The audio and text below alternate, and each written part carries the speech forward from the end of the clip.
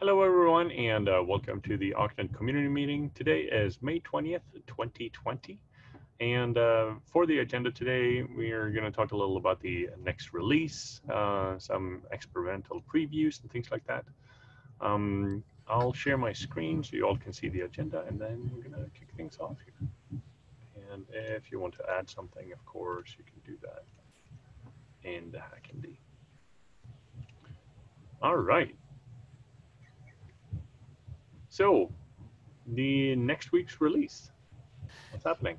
Yeah, so we've decided that we've got quite a few good bug fixes and some improvements that we wanted to go ahead and cut a release. It's been a little bit since the 13 bug fix release went out.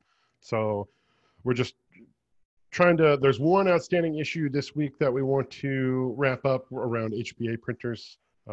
We made some modifications to our dependencies, which resulted in us now no longer having to pin a specific version of some Kubernetes imports, which is great for plugin authors, because now they can just run go mod and things pull down what they need to pull down and everything works. There's no longer this these pinned dependencies on these specific hashed versions of what was it? It was Kubernetes IO / Kubernetes imports we were using. So now we actually just use tagged releases of client Go and K8s IO imports. Anyway, it's all there and working really well now. So plugin authors will notice an improvement, and we'll also no longer have that mismatch. There was an open issue quite a while ago where someone was writing a plugin for, I can't remember what. Sam commented on it recently, but to point out that this is, or actually closed it recently to point out that we fixed it. So yeah, there's most of the stuff going into 0.14 is bug fixes and backend work and some foundation work for some of the newer, more fun things that we're going to be doing in the following release. So expect that early next week. By the next, our goal is to have it out before or by the next community meeting. So this time next week to have it released. And yeah, that's really, I don't know if Milan or Sam had anything to add to that, but I think it's a good release. It's just it's not a flashy one this time. And gentle reminder, there's always a nightly, so these releases aren't supposed to be big events. Yeah, exactly. Yep. All right. So moving on, I wanted to talk briefly about a branch that is up right now. In fact, I'll link the PR in the, where is it? Oh, no. Too many tabs. So there's a PR open for some experimental Electron stuff that we've been working on. So we created a branch a while back, which was using Electron Builder. We experimented with that and got some stuff building. And then we revisited taking a look at the a style Electron library, which has like a bundler and some other tools built into it. But it also has tight integration with Go. So the benefit here is that we can now directly from Go have RPC with our Electron application. So this branch is up right now. We're testing through some things. It's very experimental, but it will be landed in master behind a build flag. So folks who want to experiment with it will be able to do so very soon. We will not be making a nightly of this anytime. Well, we will eventually, but like right now, it's just not, it's very early. So, but I just wanted folks to know that that is going to be there as something that you'll be able to start experimenting with. We encourage anyone who is interested in the Electron application version of Octant to clone master, run the build, and try it out, and definitely open issues that you run into as you're using it. So that'll be in there very soon, within probably today or tomorrow. We'll be merging that in for folks to start looking at. So very exciting. Another really neat feature so we talked last week about the component documentation work.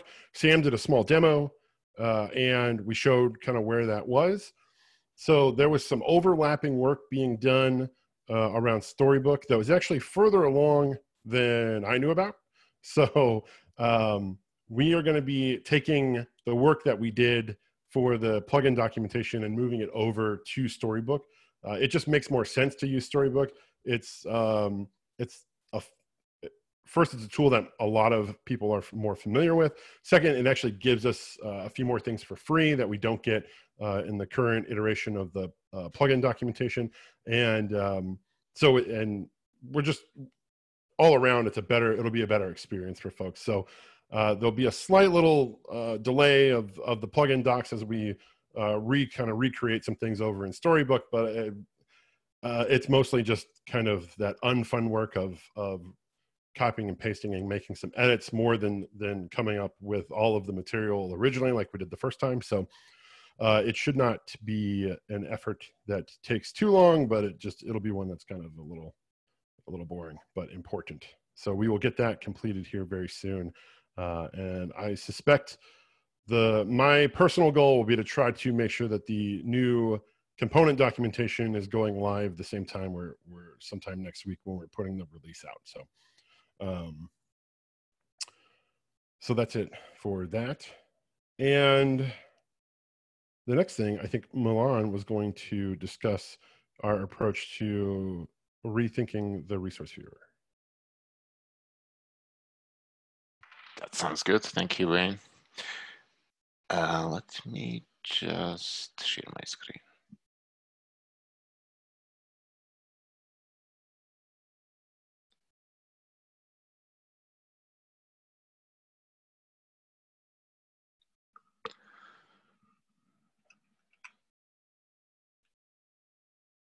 All right. So so here's the current resource viewer, and we've been talking about redesigning this for a long time, and we tried a few different approaches. But after all that, the conclusion is we kind of need to step back and rethink this thing and try to make it a little more, not just incremental improvement, but try to redesign it from ground up, basically. And so some of the design goals were just to show accurate mental image of a cluster, which we think is really important. And also there were some attempts early on that we were trying to make this look a little prettier or a little different, but we decided we're just going to step back and rethink the whole thing just to make that image accurate as possible, which is a pretty hard problem. If you look around, I don't think there's a tool out there that currently shows the good image of a cluster or multiple clusters. And along those lines, we were hoping to achieve a little better user experience, more interactivity, use this as a navigation element. We kind of have a little bit of that right now. We show some details, but not much. And in the same time, we wanted to make this feasible to develop, because when you deal with graphs like this, it's really easy to make it really hard to develop it, because laying those boxes may be simple, but in complex cluster, it's not so easy. So I kind of stepped back and spent some time on that. And here is, let me turn this off. Here's a wire model that I came up with. As you can see, the biggest difference is we are not showing hierarchy of components as much as how they're connected. And also we try to contain resources inside their parent resources. Like you can see, the pod is owned by replica set, by deployment, and so on. And at the same time, we showed the links. So why is this pod using that service? Well, it's obvious that we have a selector inside the pod and selector in service and the label in pod. So basically, the way the guiding principle has been let's try to show the map of a cluster, because if we do a lot of things for very advanced users. We show, you know, all the stuff inside the cluster. We show the YAML for each component and so on. But for the novice user that maybe has just deployed a cluster and has problems finding the things inside there, this approach would work better. And we think that if you can create the map of components, that will, you know, help them find their way around. So this is a kind of mock-up, and I should probably share this in the chat. And some of the behaviors that we want to achieve are listed here. I don't want to go through all of them, but this is kind of guiding principle. And based on that, I already started doing a little bit of work trying to prototype. We're trying to make a proof of concept, because the worry is that, you know, if you have a complex layout, this may go out of hand pretty easily. And there's no reason that this should only show one cluster. You can have a different, so like a map, you should be able to zoom out to see, oh, I have another deployment here, and this deployment maybe has a config map. It is using the same service account. So there's a lot of connections that you can get from this kind of approach. So I've been playing with it, and I can show you, I've been actually using the Storybook that Wayne just mentioned. This is what I have right now. I've been playing with this yesterday and today, and this is just a, you know, wire model. We should be able to put all CSS and styles on top of that. So the idea is just to investigate the feasibility of this approach. Is it possible to do it? And if so, then we'll probably proceed further and put some design on top of it, and maybe use some of this design that Ross has already done, and try to add that to this model. So that's all I have for now. Any questions or feedback?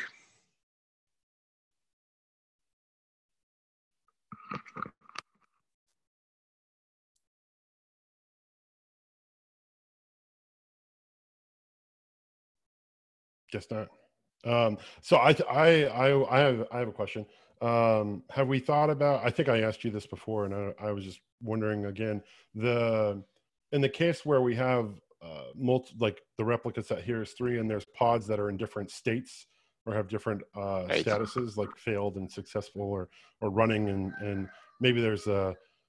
Is there any thoughts about how we're going to be displaying that? Is there going to be overlays? Is that information that's going to be more often object status? Like, what are the thoughts there? Yeah, so the idea is that to have different layers, and, you know, one of the layers may be, you know, those connections. Maybe we don't want to show them all the time, or another layer can be status.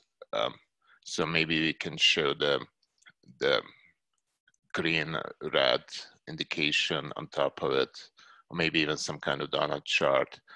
Or it's totally possible that at some point maybe we can even try to show the charts inside here, like maybe a spark chart in the background of a pod that you can see, like a CPU consumption in the last 24 hours and stuff like that. So, you know, as similar to the way legend is displayed here, maybe we can have like a set of different layer selectors where you can turn those layers on and off. Cool.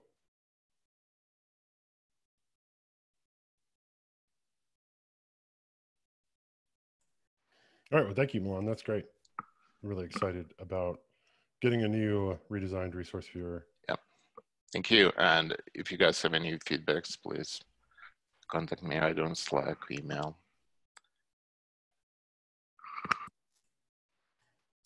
Sounds good. Do we have anything else that anyone wants to add to the agenda in the meeting today? Not me. Any open Q&A? Yeah, anyone have any questions related to anything we've talked about here or past meetings or just general? I also want to reiterate, Wayne is having open office hours for Octant. You want to talk about those a little? Yeah, so I host office hours. I was hosting them on Thursday. I've moved them. I had a bunch of meetings that got created recently on Wednesday. So I just moved my office hours to Wednesday. So now all my meetings are on Wednesdays. So folks can take advantage of those by going to, I'll put the link into the agenda here. There's a link you can go to. It's there. And if you go to that link, you'll see there's spots open every Wednesday, and you can reserve them. There's one spot left for today if you wanted to reserve one today. But yeah, they're every Wednesday. We'll probably be just reminding folks periodically. It seems it's one of those things with office hours. If you remind people, they use them, and if you don't remind people, they forget they're there. So we'll remind people until it becomes annoying. But they are, yeah, it's available for all sorts of questions, general Octant help, general, plugin stuff, tech deep dives, whatever it is you want to, like whatever your heart's desire is when it comes to Octant, we can use the office hours to talk about it. So feel free to use them. They're open to everybody. I encourage people to use them. And I just realized we don't link to them from the community page. Do you want me to add that? Yeah, that would be great. I think there's an open issue to do that, or someone had mentioned it previously, and I was like, yeah, that's a great idea, and we never did it. So that all right, would be good to I'll do. get on that later today. All right, cool. I think that's it for today. Thank you all for joining, and have a fantastic rest of the week, everyone. Thanks, Jonas. Thanks, everyone. Bye.